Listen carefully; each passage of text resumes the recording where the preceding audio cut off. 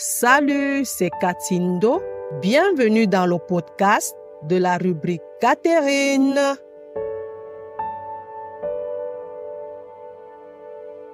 Salut au peuple privilégié du Père éternel, Dieu Tout-Puissant.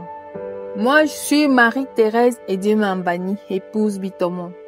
Je suis très honorée en ce jour de devoir être un témoignage vivant de l'amour inconditionnel de Jésus-Christ, notre frère et Seigneur. Ma force véritable, quelle est-elle? Comment Jésus a transformé ma vie? Alors, si je dois m'appesantir sur ces deux aspects pour démontrer ou confirmer et témoigner l'amour que le Seigneur ne cesse de déverser dans nos vies, sans toutefois le mériter, mais tout simplement parce que le Seigneur est essentiellement amour.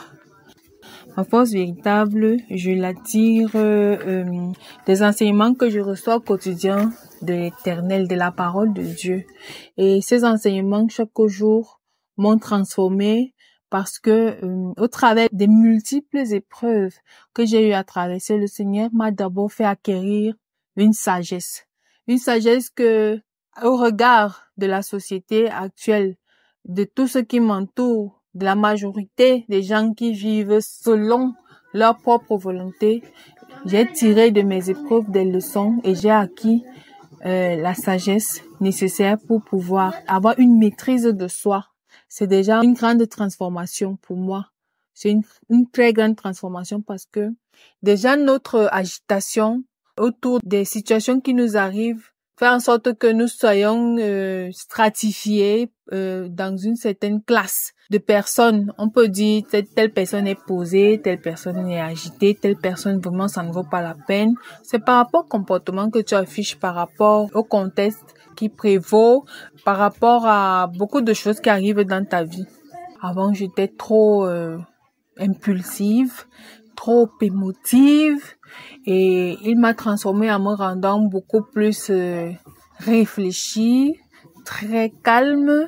Avant d'agir en quoi que ce soit, je prends mon temps, j'observe, je regarde, je réponds plus n'importe comment. J'étais la miss des querelles, par exemple.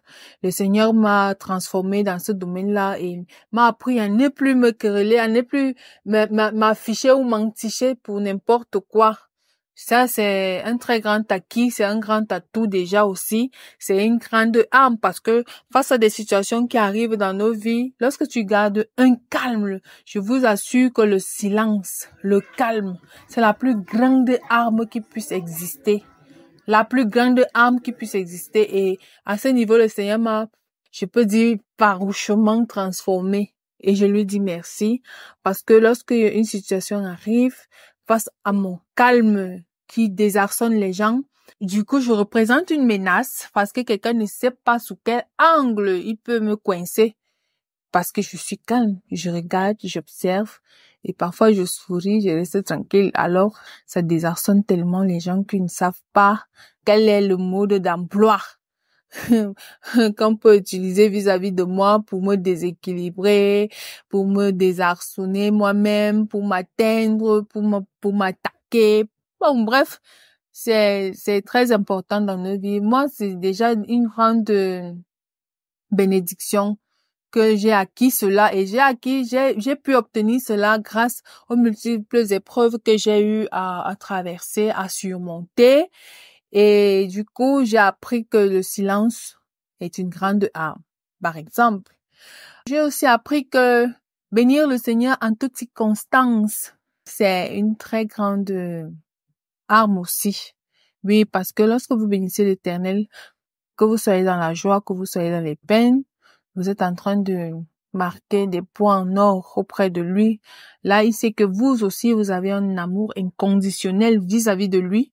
Et puis, du coup, lui aussi, en tant que Père éternel souverain, il manifeste cet amour inconditionnel de façon démesurée dans votre vie. C'est parce que nous, les humains, nous n'avons pas ce sens de la reconnaissance. Nous sommes tellement ingrats et nous ne savons pas lui dire merci.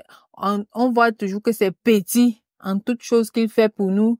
On trouve que c'est vraiment petit alors que si vraiment il vous met dans toutes les inconditions, dans toutes les imperfections possibles, selon vos agissements, vraiment, on ne mérite même pas de vivre. Nous ne méritons aucune grâce. Mais c'est de par son amour conditionnel que nous vivons, nous parvenons à vivre sa grâce, ses bénédictions, parce qu'il nous aime simplement de façon inconditionnelle. Alors, nous prenons l'exemple de notre morphologie, comme on parle généralement en langue scientifique. Lorsque quelqu'un se retrouve tout entier, sans aucune anomalie physique, sans aucun handicap, ce n'est pas une grâce. C'est une grâce, c'est une bénédiction. On lui dit merci. Si tu te retrouves non seulement sans aucun handicap, mais sans aucune pathologie, aucune maladie, de temps en temps, tu peux avoir un petit palu, petit typhoïde, petit mal de ventre et autres. Ça arrive parce que c'est normal. Tu es un être humain. Tu dois avoir de temps en temps des petits bobos comme ça. C'est normal. Et puis, on lui dit merci parce que il y a des gens qui ne sont pas comme toi, qui souffrent depuis leur naissance. Ils ont des handicaps, ils ont des maladies, ils ont des pathologies, ils souffrent. Peut-être ils sont riches, ils ont beaucoup d'argent, mais ils ne sont pas heureux parce que leur maladie leur suce cet argent, leur maladie absorbe leur paix.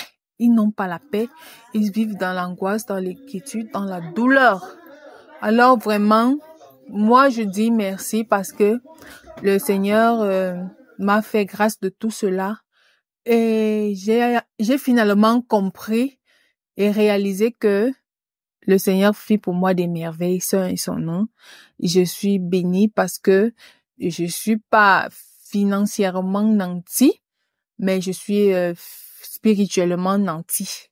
Alors, pourquoi beaucoup bavarder de nos jours, dire que, oh machin, si quelqu'un ne comprend pas que la grâce de l'Éternel lui suffit de vivre dans la paix, dans la quiétude, vraiment, c'est que nous les humains, nous avons encore beaucoup à apprendre. Mais mon témoignage aujourd'hui, c'est tellement vaste que je n'ai pris que ce petit aspect pour dire aux humains, à nous, à mes frères et sœurs, nous les humains, que lorsque vous êtes en santé, vous n'avez aucun handicap, vous n'avez aucune maladie, aucune pathologie qui vous dérange. Vous devez remercier l'Éternel Dieu même si vous avez les poches vides parce que vous êtes un témoignage vivant de son amour. C'est une grâce d'être en santé. C'est une très grande grâce. Le reste, ce n'est que des bonus, c'est-à-dire mariage, enfants, travail et autres. Quand quelqu'un a ses deux pieds, ses deux mains, ses yeux, tout son corps normal, en santé, papa ne dit pas que j'ai faim. Je n'ai pas la voiture, je n'ai pas de maison. Je suis vraiment, Dieu ne m'aime pas. C'est que tu as péché. Vraiment. Donc, voilà un peu un petit témoignage que j'apporte aujourd'hui pour dire que Dieu a transformé ma vie au travers de la connaissance.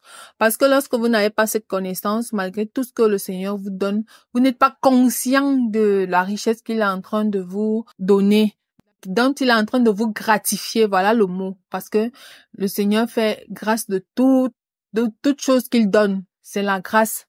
Alors, quand il vous gratifie, apprenez à lui dire merci en toutes circonstances, qu'on apprenne à lui dire merci parce qu'avant moi je ne savais pas dire merci à l'Éternel. Je passais le temps à me plaindre, à pleurnicher, à pleurer, à me lamenter. Et aujourd'hui j'ai appris que tout ce que l'Éternel fait pour moi dans ma vie c'est une grâce. Et voilà donc seulement sur ce petit aspect, un témoignage que je peux apporter pour que mes frères et sœurs aujourd'hui comprennent que le Seigneur c'est un miséricordieux. Le Seigneur c'est un Père éternel qui manifeste un amour inconditionnel vis-à-vis de tous ses enfants, vis-à-vis de ses créatures. Donc vraiment, que ce soit une lumière, une édification pour tout cela qui est encore dans cette ignorance-là.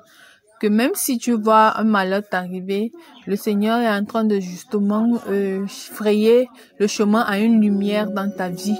Alors, pleure sans mal, dis-lui merci de m'avoir fait ressentir cette douleur parce que je sais qu'au-delà de cette douleur, tu as pourvu pour moi quelque chose de meilleur.